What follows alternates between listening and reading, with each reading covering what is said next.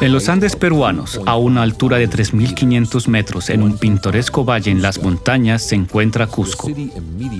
En Cusco, todo te recuerda a los incas, los fundadores de la ciudad, los antiguos muros hechos de cantos rodados minuciosamente pulidos, el idioma quechua utilizado por los incas hace siglos, la bandera de 7 colores de Taantinsuyo, la bandera del Imperio Inca que ahora ondea al viento en la plaza central de la antigua ciudad, a la bandera de la República del Perú. Según la leyenda, Cusco fue fundado por el hijo mayor y el mensajero del dios Sol, Manco Cápac, quien llegó a este lugar con su hermana esposa, Ocleo, para llevar a las personas las leyes de la civilización, para ayudarlas a liberarse de la ignorancia, la pobreza y la agresión. A él pertenece el primer mandamiento del Estado: no mientas, no seas holgazán. Este mandamiento y tal enfoque permitieron la creación de una sociedad altamente organizada. El Imperio Inca, que gobernaba a millones de personas y se extendía por miles de kilómetros desde Ecuador hasta Chile. Esta civilización perdida ha dejado muchos misterios sin resolver. Los incas no tenían su propio guión y, por lo tanto, no dejaron registros escritos, por lo que todo lo que sabemos sobre ellos proviene de las crónicas de los conquistadores españoles, de los recuerdos heredados de los descendientes incas que vivieron aquí años después del final de la civilización mencionada, y de las múltiples interpretaciones de los arqueólogos e historiadores modernos. Uno de esos misterios es la arquitectura inca. Se cree que la mayoría de los diversos sitios y construcciones incas se construyeron en menos de un siglo. Incluso hoy, estas construcciones inspiran asombro y admiración entre los historiadores y arquitectos, así como entre múltiples turistas. Entre estos se encuentran los sitios de Ollantaytambo, las terrazas de Pisac, el laboratorio en Moray, la famosa ciudad voladora de Machu Picchu, los templos y palacios del Cusco y muchos otros. Sin embargo, algunos estudiosos creen que los incas no los construyeron todos ellos mismos, sino que simplemente se apoderaron de los sitios que ya estaban construidos y los usaron para su propio beneficio. En el alto cerro del suburbio norte de Cusco se encuentra el famoso Sacsayhuamán, probablemente uno de los misterios más llamativos de la arquitectura. Así lo escribió Garcilaso de la Vega en sus Comentarios Reales de los Incas en el siglo XVII. Es imposible imaginar las proporciones de este esfuerzo hasta que lo veas. Después de un laborioso estudio y un examen detenido de las piedras utilizadas en la construcción, uno no puede evitar creer que la hechicería debe haber estado involucrada en el proceso de construcción. Tan sobresaliente es la impresión que causan. ¿Podría realmente ser los demonios que lo crearon y no las personas?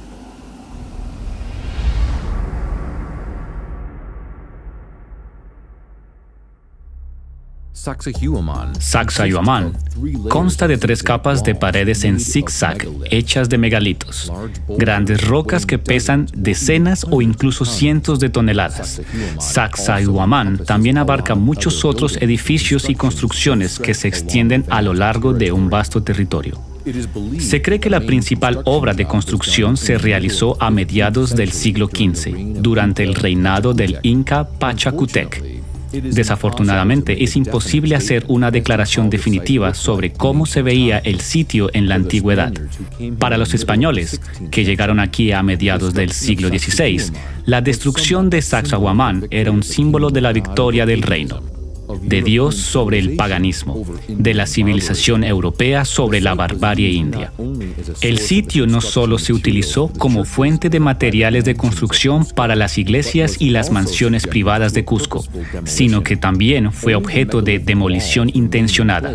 Solo quedaron en su lugar los muros megalíticos, ya que los españoles no pudieron destruirlos. La precisión y exactitud con la que los cantos rodados de las paredes encajaban entre sí es fascinante y muchas personas la consideran inigualable. Incluso hoy en día, en los lugares donde se removió la mampostería, se puede ver que es imposible meter una hoja de papel entre los cantos rodados. Aún más, es imposible siquiera notar la articulación. El método de construcción de Sacsayhuamán fue desconcertante, no solo para los cronistas medievales. El antes mencionado Garcilaso de la Vega incluso quería notarizar el tamaño de las rocas para que la gente en la España medieval creyera sus historias sobre Sacsayhuamán, sino también para los arquitectos modernos y arqueólogos también. Para este último, queda insondable cómo fue posible transportar estos bloques de piedras y colocarlos en superficies tan no lineales. Los incas no conocían ruedas, ni animales de tiro, y no hay evidencia de palancas de gato o cualquier otro dispositivo que facilite el trabajo con pesos tan pesados. Cuando llegaron los españoles, los incas ya no construían nada. Además, la crónica y las leyendas en cuanto a los métodos de construcción no menciona más que el trabajo manual, la ayuda mágica de la tierra y el deseo de la piedra para ser transportada. Las paredes estaban hechas de piedra caliza, unidas por un método de muro seco, sin cemento. En las partes destruidas de las paredes se puede ver la estructura de las paredes. Primero, ahí va el forro. Se realizó mediante mampostería poligonal de alta calidad. Luego se rellena el interior con hileras de cantos rodados y arcilla toscamente procesados. Los constructores no siguieron un procedimiento común en el que la instalación de los megalitos más pesados iría primero, mientras que el relleno de la pared con piedras más pequeñas iría en el segundo lugar. Se puede ver que los grandes megalitos, y estas son las piedras más grandes, descansan sobre una base que fue preparada de antemano. Para su información, el peso de la piedra angular más grande, según algunas estimaciones, alcanza alrededor de 200 toneladas. Además, para alcanzar la precisión y exactitud de las juntas que tiene Sacsayhuamán, habría que hacer un ajuste múltiple y muchos transportes, finalmente calculados de los bloques de la piedra. La piedra caliza es un material sólido, pero muy frágil, que a menudo tiene una estructura muy poco homogénea, que puede partirse y desmoronarse con la menor oblicuidad. Todavía no está claro cómo esos constructores podrían trabajar con los enormes cantos rodados de este peso colocados verticalmente con solo la ayuda del trabajo manual primitivo. Las superficies contiguas de los bloques a menudo tienen un relieve tridimensional. Esto puede ser bueno y eficiente para las áreas de alta actividad sísmica, que no son raras en esta región. Permite que los cantos rodados vuelvan a su posición fija de manera natural. El modelo de yeso demuestra cuán estable es dicha mampostería, incluso sin ningún medio adhesivo.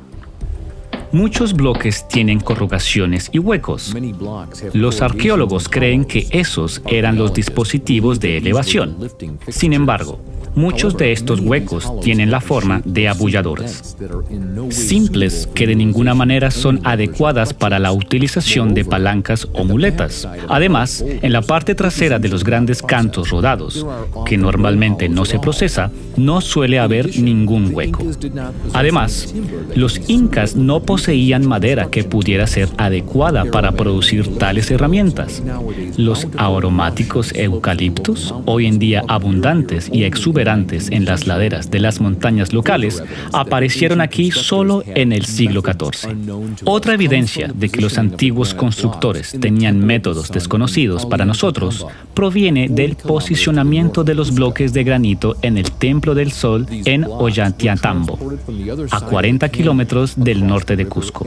Estos bloques fueron transportados desde el otro lado del cañón, a través del río, y fueron levantados por el estrecho acantilado escarpado. Incluso quedan los megalitos que fueron abandonados en el camino y que no poseen señales de herramientas de transporte. En el propio acantilado hay mucho espacio para colocar las estructuras y la cantidad de personas necesaria para manejar este peso. Otro misterio es cómo se instalaron y ajustaron los bloques de piedra entre sí en un acantilado casi escarpado.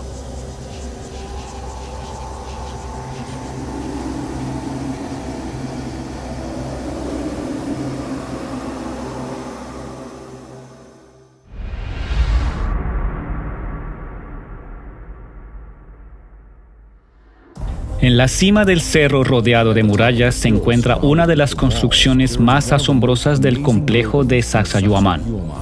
Ahora estamos en la cima de la montaña, donde se erige una fortaleza. Podemos ver parte del propio edificio, así como los restos de los muros y los cimientos. En las descripciones de los cronistas Cieza de León, Sarmiento de Gamboa y Garcilaso de la Vega, se considera que esta es la base de las tres torres. Lo más probable es que este círculo, Mayuk Marca, forma parte de la Casa del Sol, mientras que las otras dos torres, llamadas Paucas Marca y Sayac Marca, estaban ubicadas a cada lado. Según Cieza de León, lo que los españoles percibían como una fortaleza, es decir, estas torres en la parte superior de Sacsayhuamán, representaba, de hecho, un complejo ritual muy grande dedicado al sol. También se construyó el Templo del Rayo, representado por las líneas que irradian desde las torres. Los otros dioses inferiores residían en otros edificios: el Templo del Arco Iris, el Templo de la Luna y las estrellas, que rodeaban la Casa del Sol. El propósito de Sacsayhuamán podría ser el de un gran complejo único donde los incas adoraban al sol. También se creía que esta construcción era la morada de los dioses guardianes, deidades celestiales que vivían en el mundo material. Además de esta versión, Sacsayhuamán es un complejo ritual y hay muchas otras hipótesis que van desde simples domésticas, por ejemplo, un edificio de almacenamiento de alimentos, una torre de agua o una fortaleza defensiva, hasta las teorías más exquisitas como Sacsayhuamán, que proporciona la influencia a la Tierra a través de las corrientes telúricas, o Sacsayhuamán es un generador de energías sutiles que habitan y que tiene poderes extraordinarios. En efecto, la construcción recuerda más a una instalación tecnológica que a un templo de culto. Las formas geométricas rígidas, el intrincado sistema de drenaje de agua en la parte occidental de la torre, que por cierto tiene un propósito poco claro, los muros megalíticos que protegen la colina de la destrucción. Los cimientos están hechos de piedra caliza. Las paredes están hechas de un material más sólido, la andesita, y sus piedras de forma en gran parte rectangular se procesan con alta calidad. Los restos de piedras de andesita aún se pueden encontrar en la zona y se utilizan para la restauración del complejo. A veces, los bloques de andesita también se encuentran dentro de los muros destruidos, pero los arqueólogos no tienen ninguna explicación al respecto, excepto por la suposición de que para el relleno interno del muro, los constructores utilizaron los restos de edificios anteriores. También hay dos entradas a las cuevas subterráneas, las cuales fueron tapiadas por razones de seguridad. Se decía que distintas personas, principalmente aquellas que buscaban aventuras o los tesoros perdidos del Inca, a menudo se perdían o enloquecían en los túneles. Es por eso que, en la década de 1920, las autoridades locales decidieron tapar las entradas a las cuevas. Las intrigantes cuevas despertaron el interés de los investigadores y por ello decidieron investigar geológicamente desde julio del 2012. Varios túneles y cuevas subterráneas no son algo raro en Perú. Sin embargo, en el área de la torre de Mayuk Marca, que se cree que es la ubicación más probable de las construcciones subterráneas, parecía imposible realizar la investigación del georradar, debido a las perturbaciones provenientes de las torres ubicadas en la visibilidad directa. Ninguno de los edificios subterráneos ni sus restos se encontraron alrededor de los muros, donde se produjeron fracturas de roca que provocaron la deformación de los muros. Sin embargo, en la zona del lago Cocha y la montaña Chincana se descubrieron los restos de las construcciones subterráneas. Uno de ellos fue interpretado por los expertos como un sepulcro.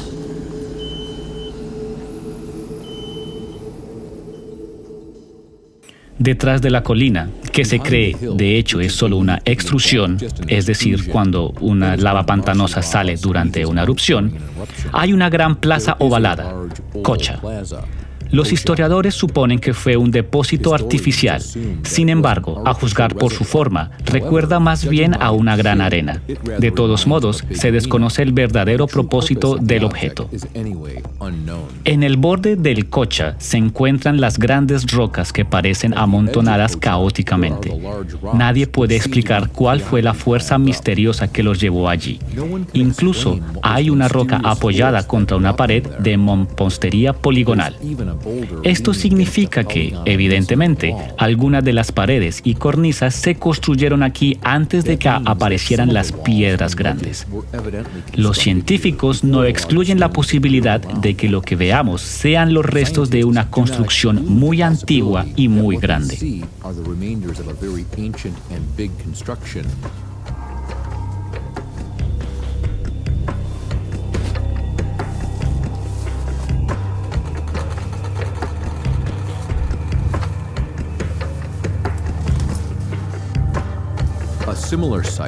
Un sitio similar existe en el lugar llamado Kenko, ubicado a 2 kilómetros del complejo. Sin embargo, el tamaño de estas piedras, perfectamente procesadas y aparentemente caóticamente dispersas, es menos impresionante. El tema de las piedras importadas surgió durante el recorrido por la zona en varias ocasiones. En los alrededores hay una gran roca, Chincana, famosa por la gran cantidad de huecos en su superficie. Se dice que esta es exactamente la roca que los incas intentaron mover una vez hace muchos años. Se llama, de hecho, la Piedra Cansada, y mató a miles de indios durante su caída. Cuando la piedra cayó, cerró la entrada a un calabozo que era adorado por los incas. Por lo tanto, el inca cortó una nueva ventana y escalones a la montaña. Sus restos aún son bien visibles. Es difícil decir qué tecnologías de transporte utilizaron los incas cuando movían las rocas que pesaban varios miles de toneladas. Pero las piedras o rocas separadas, que originalmente no eran de aquí, también son encontradas en el barro en forma de huacas. Una huaca, es decir, sitio que los incas asociaran con una manifestación de poder superior. A ellos pertenecen a menudo las piedras y las rocas con cortes en su superficie. Las leyendas indígenas y las crónicas españolas a menudo dan una descripción detallada de la interacción entre los indígenas y las fuerzas naturales a través de estas huacas. Esto es lo que escribió Garcilaso de la Vega en sus crónicas. Ella, la huaca, denota un objeto sagrado. Cualquier cosa podría ser tal objeto, cualquier cosa a través de lo que el diablo pudiera hablarle a una persona. Entre las huacas había ídolos, peñascos, piedras enormes o árboles donde penetraba el enemigo del hombre para que la gente creara que era el Dios mismo.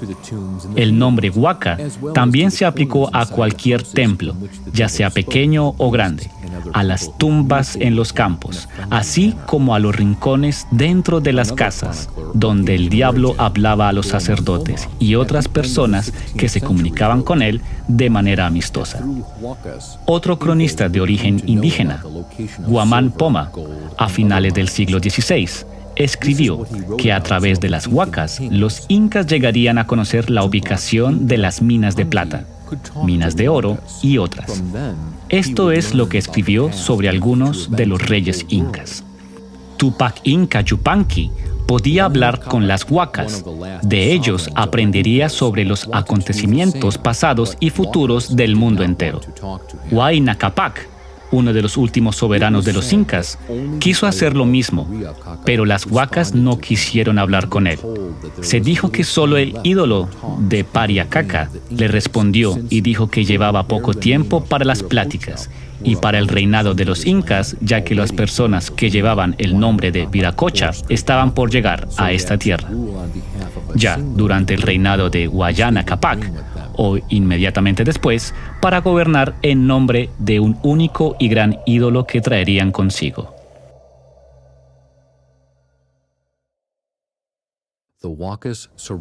Las huacas rodean Cusco por todas partes. En esta región hay muchas formaciones rocosas o grandes rocas esparcidas y densamente cubiertas con los diversos huecos hechos en una superficie fuertemente erosionada. Los recortes y huecos tienen formas muy diversas, desde los huecos procesados más primitivamente hasta los calibrados geométricamente.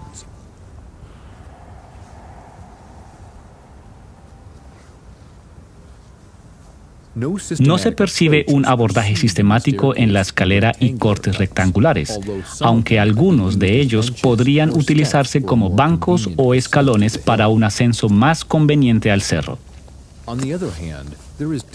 Por otro lado, definitivamente hay cierta similitud entre todas las huacas. Todas ellas suelen contener una roca con cortes. Las huacas suelen tener la siguiente estructura: múltiples cortes y escaleras, en su mayoría rectangulares, impuestos de una manera bastante caótica. Una o pocas paredes bien procesadas con los patrones. Las corrugaciones, una cueva que está cortada con alta calidad y que contiene varios compartimientos, algo así como una gruta. Una pequeña parcela de tierra o una piedra procesada de una manera diferente, con imágenes que se asemejan a serpientes, animales o lechos de ríos curvos.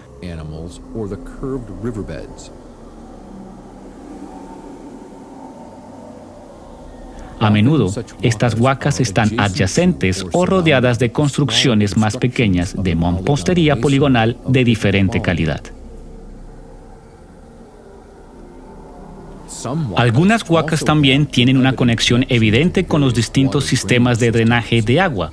Por ejemplo, en Kenko hay una huaca donde las dos salidas en la roca evidentemente sirvieron como fuentes de agua y están acompañadas de los desagües bien definidos.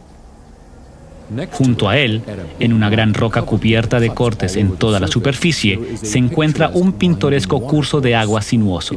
Es muy difícil decir cuál es la función de un drenaje tan minúsculo. El ancho del curso de agua es de solo unos centímetros.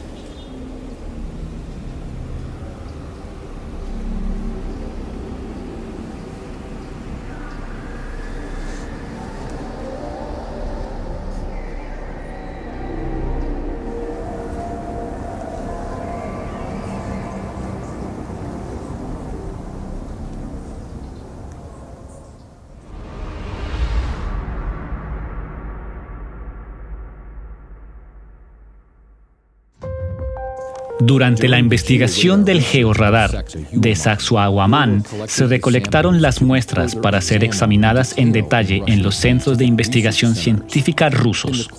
En el curso de este examen, pareció que los bloques consistían principalmente en piedra caliza cristalina fina. Los antiguos constructores obviamente usaban un material de alta calidad. Algunos de los bloques podían hacer un sonido chirriante cuando se golpeaban.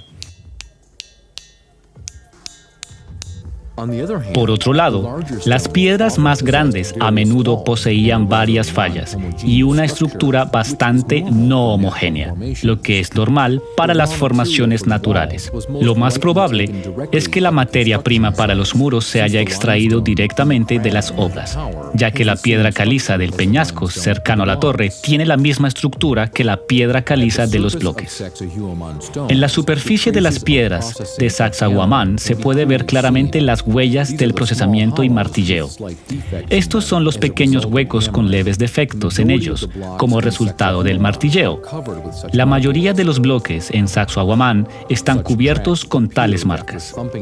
Estas huellas aparecen después de golpear la piedra caliza, que es la materia prima de las paredes, con algo más sólido. Podemos ver que los constructores estaban usando diferentes herramientas para procesar los detalles más finos. Los puntos en los bloques se vuelven más pequeños y más densos por los bordes de las piedras. Habiendo realizado los experimentos sobre el procesamiento en una piedra natural cercana, no teníamos más dudas sobre la aplicación de este tipo de procesamiento. Hay leyendas comúnmente conocidas sobre los indios que hacían las piedras blandas y maleables con la ayuda de un líquido. Durante el procesamiento experimental de una piedra cercana, intentamos aplicar vinagre. El vinagre disuelve la piedra caliza, pero sería ineficaz para todas las demás formaciones. Después de enjuagar la superficie con agua, quedó claro que el efecto era diferente al que se veía en los bloques de piedra por todo el lugar. Este método tampoco es adecuado para una fijación precisa de piedras entre sí. Junto con el martilleo, se aplicó otro método de procesamiento, un poco más refinado, pero aún no lo conocemos. Las superficies contiguas suelen ser abrasivas, lo que permite tener un espacio mínimo en las juntas, solo fracciones de milímetros. Sin embargo, esto no explica cómo se puede lograr tal precisión con grandes megalitos de material sólido pero frágil a la vez, como lo es la piedra caliza local, donde la superficie de un bloque es casi una copia idéntica de la superficie de otro bloque contiguo. Incluso los españoles reconocieron la elegancia de los contornos de las piedras procesadas y la multiplicidad de los pequeños detalles implementados con precisión en los bloques de todos los tamaños. Al evaluar la precisión de las juntas, vale la pena señalar los megalitos de Ollantaytambo. El granito es un material más sólido que la piedra caliza de Sacsayhuamán. Esta materia prima demostró la precisión milimétrica de procesamiento y unión. Hoy en día utilizamos dispositivos bastante complejos para lograr tales resultados. Pero los incas no poseían dispositivos de medición precisos. Utilizaban solo los métodos de construcción más primitivos y las herramientas de piedra. Hasta ahora, continúan los debates sobre cómo los constructores antiguos pudieron lograr tal precisión. Muy a menudo se expresa una hipótesis sobre el ablandamiento de la piedra y la conversión del material de los bloques a un estado más maleable. Existen hipótesis aún más exóticas. A menudo se observó que la estructura de mampostería de las paredes se parecía a un material vivo. Además de eso, los propios incas creían que las piedras estaban vivas. También existen muchas leyendas sobre los edificios que surgen de la nada de una manera insondable y misteriosa durante una sola noche.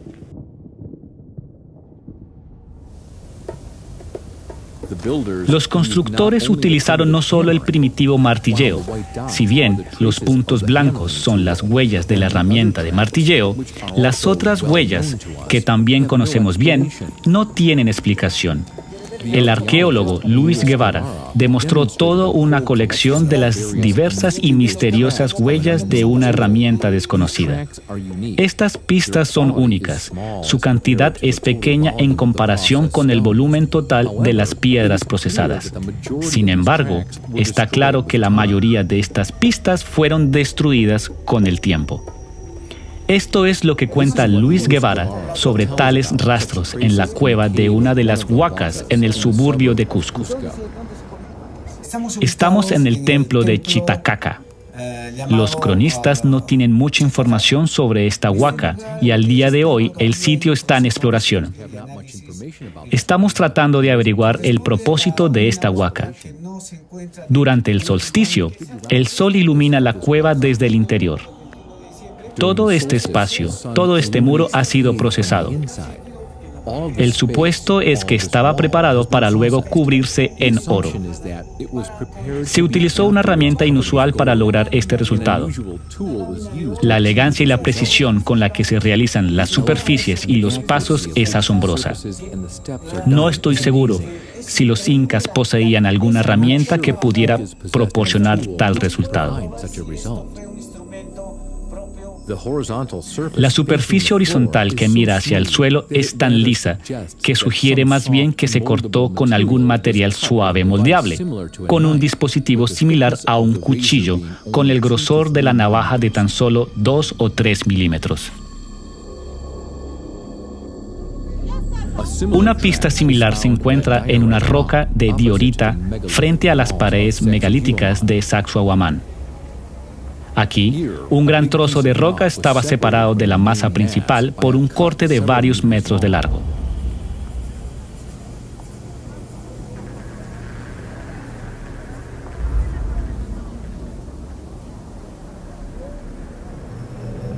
Y muchos rastros similares están disponibles en Ollantaytambo. En la montaña Incamisana hay una famosa plataforma que tiene una pared perfectamente lisa y pulida y un piso estriado. ¿Qué utilizaron los constructores para lograr esta suavidad? Los arqueólogos no ofrecen ninguna explicación. Los cortes se realizaron con una herramienta que se asemeja a un hacha moderna, aplicada para materiales plásticos. Con el ancho de la navaja alrededor de 2 milímetros, los cortes se hacen a lo largo de la línea, pero de una manera bastante negligente, sin preocuparse demasiado por la precisión y similitud de las celdas. La herramienta a veces atraviesa el surco de un borde a otro. Cerca hay otro sitio de tierra procesada interesante. Se trata con el mismo método, 2 cortes dentro de cada profundización. El sitio representa 4 diamantes regulares atravesados por un hueco que rodea la plataforma rocosa. Sin embargo, se encuentran disponibles trazas aún más inusuales. En Sacsayhuamán, en el lado occidental del lago Cocha, hay una piedra increíble, cuyo estilo de procesamiento es significativamente diferente de todas las demás piedras de la zona. La erosión superficial es normal para la piedra caliza, pero al mismo tiempo, si lo miramos con más atención, se pueden ver las huellas del procesamiento en este caso. A menos que los constructores estuvieran tratando de imitar tal tratamiento con la ayuda de las tecnologías lapidarias solamente, estos rastros se pueden hacer fácilmente con los dedos sobre la arcilla sin endurecer.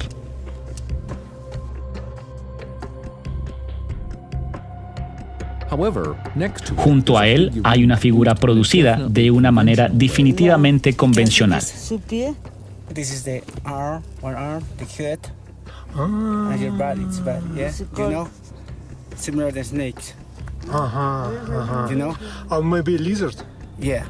Yeah. Lizard. Lizards, yeah, lizards. A lo largo de todo el perímetro de la piedra hay una repisa en la que se puede observar muy bien las huellas de cortes y desbastado. El estante se transforma en una formación similar a una serpiente, que los arqueólogos consideran en realidad como la representación de 2 serpientes mirándose. Nuevamente, la herramienta y el método de tal tratamiento no se conocen. Sin embargo, es difícil quitar la impresión de que estas son consecuencias de tratar un material dúctil, especialmente porque en el otro lado de la piedra existen los rastros del golpeteo o martilleo. Estos rastros se pueden ver claramente. Obviamente se hicieron más tarde y no tienen relación con la superficie ondulada mencionada y su producción. También se pueden ver los signos de una especie de desenfoque del material, con el posterior martilleo del mismo. Se podría suponer que parte de estas huellas aparecieron en la piedra durante la decoración de la piedra con orfebrería dorada, pero aún es muy difícil entender cuál fue el propósito, que los constructores fueran tan minuciosos en imitar el tratamiento del material dúctil. Un rastro similar está disponible en la piedra en la pared. En Kenko hay un lugar donde la piedra caliza se ve exactamente como un charco helado. Sin embargo, es una cuestión de conocimiento común, que en las condiciones habituales es imposible derretir la piedra caliza. Cuando se calienta, la piedra caliza pierde sus características y se transforma en cal viva. Incluso hay un descubrimiento más sorprendente. Durante las excavaciones de 2008, realizadas junto al complejo denominado Templo de la Luna, se descubrió un interesante artefacto. Su principal valor está en el hecho de que las pistas de procesamiento no fueron sometidas a erosión. Es difícil imaginar una herramienta que pueda dejar tales huellas. Este resultado no se puede conseguir ni por grabado, ni por raspado, y mucho menos por martillado. El único paralelo que me viene a la mente es que podrían ser las huellas de una lanza caliente aplicada a un material fácilmente fundible. En resumen, me gustaría mencionar un descubrimiento más que está directamente relacionado con el tratamiento de las piedras. En Chicán, la montaña que ya mencionamos, se descubrió una imagen que se asemeja a una forma de escritura. Al principio, esto fue percibido como un vandalismo ordinario por parte de los turistas, ya que se hizo con pintura blanca. Sin embargo, habiendo realizado un examen más minucioso y especialmente después de verter agua en esta parte de la roca, parecía que la escritura era bastante antigua y aunque hecha de una manera bastante descuidada, se parecía a las ecuaciones escritas en la pizarra con tiza. Fue una sorpresa desvelar que la pintura blanca no tenía nada que ver con la escritura, ya que la escritura se hacía con un método desconocido similar al grabado. La escritura, de hecho, se representa con las formaciones cristalinas blanquecinas incorporadas a la estructura de la piedra. Desafortunadamente, fue imposible obtener un raspado o las muestras de la escritura, ya que conduciría a la destrucción parcial de la escritura. En la zona de Mayumarca, la torre que mencionamos, los arqueólogos señalaron un bloque de piedra de andesita con un adorno. Su estructura y estilo recordaban a los de la escritura cristalina en Chincán. Nunca antes se había encontrado nada de este tipo, y es por eso que aún no se ha logrado descifrar la escritura, aunque es evidente que estas escrituras tienen una relación directa con los constructores antiguos. Sin embargo, los incas no tenían un guión. Para almacenar la información utilizaron quipa, un sistema de medición basado en los nódulos y el trenzado de los cordones. Al mismo tiempo, no sabemos nada de cómo los incas diseñaron sus construcciones, de dónde recibieron su conocimiento, cómo lo transfirieron más allá. También entendemos poco sobre su mentalidad y perspectiva del mundo. Sabemos muy poco sobre los que eran considerados hechiceros, sacerdotes y sobre los misterios amauta, los filósofos y científicos sin los cuales los soberanos incas no tomarían ninguna decisión importante. Entonces, ¿quiénes son estos antiguos constructores de Sacsayhuamán que fueron capaces de hacer cosas que están más allá de toda explicación de nuestro mundo civilizado moderno? El conquistador Don Mancio Serra de Leguízamo, el último de los que fueron los primeros en conquistar el Perú, escribió lo siguiente sobre los soberanos incas. Encontramos estos estados en muy buenas condiciones. Los incas mencionados los gobernaban tan sabiamente que entre este pueblo no había ladrones, ni hombres viciosos, ni esposas infieles, ni gente inmoral. Todos tenían sus profesiones honestas y útiles. No conocían crimen ni ejecuciones. Todos tenían su propiedad y ninguna otra persona le reclamaría. Lo que me impulsa a escribir sobre esto ahora es mi conciencia, ya que me siento culpable. Hemos destruido todo esto con nuestro ejemplo vicioso y mezquino.